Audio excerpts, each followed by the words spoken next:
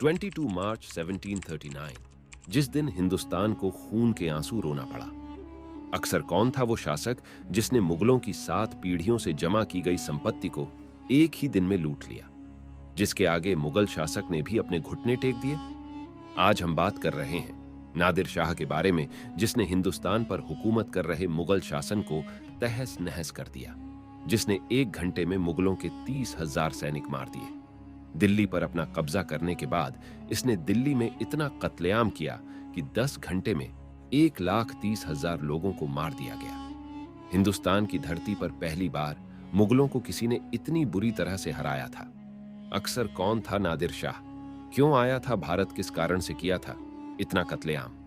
चलिए जानते हैं नादिर शाह के बारे में। हिंदुस्तान पर आक्रमण करने वाला यह अब तक का सबसे खूंखार आक्रमणकारी था।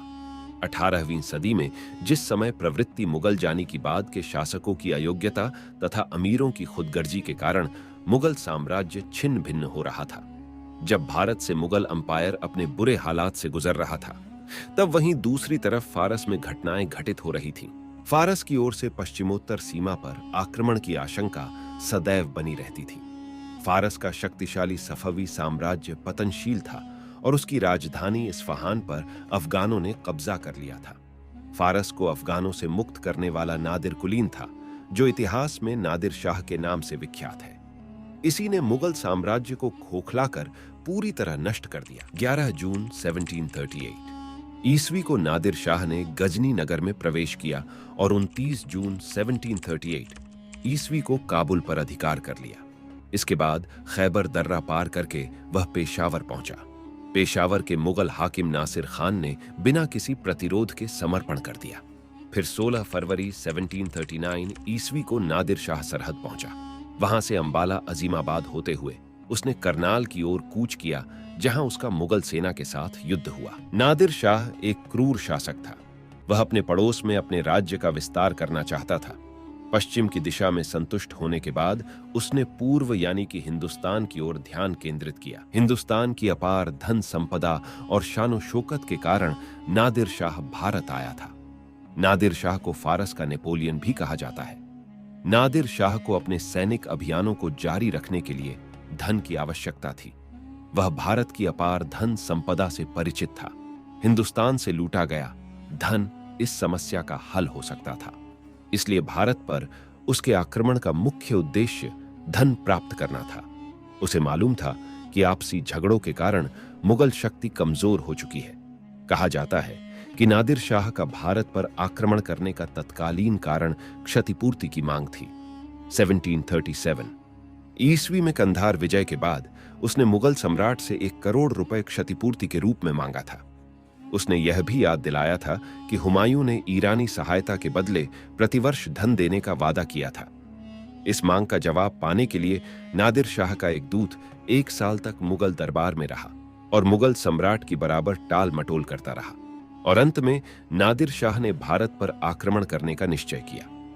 मुगल सम्राट ने काबुल या पंजाब में ना तो कोई सैनिक सहायता भेजी और ना ही आक्रमणकारी को रोकने का कोई प्रयास किया।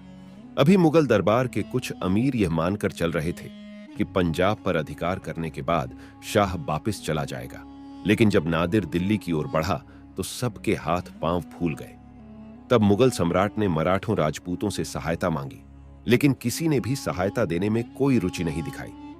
निजामुल मुल्क के पास 2000 से 3000 पैदल सैनिक थे, लेकिन उसे दक्षिण में अपने राज्य की चिंता थी। खाने दौरा मराठों की सहायता लेने के लिए जोर दे रहा था। फिर अवध के नवाब शहादत खान को बुलाया गया। सेनापति के प्रश्न पर भी मतभेद था। इसी बात से अंदाजा लगाया जा सकता है कि मुगल शासन कितना कमजोर हो चुका था। फिर अंत में सम्राट मोहम्मद शाह को सेनापति का पद संभालना पड़ा। नादिर शाह के अचानक हुए आक्रमण से मुगल सम्राट गड़बड़ा गया। मुगलों के पास कार्यवाही की कोई निश्चित योजना ही नहीं थी। 24 फरवरी 1739 ईस्वी को नादिर शाह और मोहम्मद शाह के बीच करनाल का युद्ध लड़ा गया। मुगल सेना इतनी कमजोर हो चुकी थी कि नादिर शाह ने कुछ ही पलों के अंदर मुगलों को हरा दिया।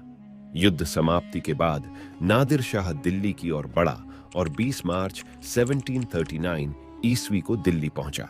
दिल्ली में नादिर शाह के नाम का खुतबा पढ़ा गया। 22 मार्च 1739 ईस्वी को मुगल सम्राट नादिर शाह के पास संधि करने आया। जिस वक्त सम्राट और नादिर शाह के बीच संधि की बात चल रही थी, उसी वक्त सैनिकों और गले के व्यापारियों के बीच झगड़ा हो गया। इस बीच एक अफवाह फैली कि नादिर शाह मारा गया, जिससे दिल्ली में भगदड़ मच गई और फारसी सेना के साथ 100 सैनिक मार दिए गए।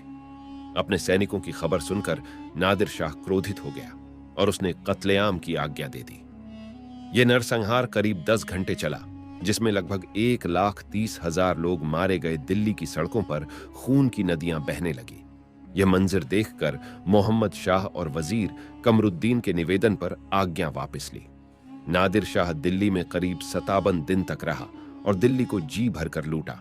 उसने शहादत खां से 20 करोड़ रुपए की मांग की। इस मांग को पूरा न कर पाने के कारण शहादत खां ने जहर खाकर आत्महत्या कर ली, लेकिन शहादत खां के उत्तराधिकारी सफदरजंग ने 2 करोड़ रुपए दिए। नादिर शाह लगभग 30 करोड़ रुपए नगद और ढेर सारा सोना, चांदी, हीरे जवाहरात लूट कर ले गया था। फ्रेजर का कहना है कि नादिर शाह भारत से करीब 17 करोड़ का माल लूट कर ले गया था, जिसमें शाहजहां का तख्त, ए ताउस प्रसिद्ध कोहिनूर हीरा तथा 100 हाथी, 700 घोड़े, 10,000 ऊंट और 100 हिजड़े भी ले गया था।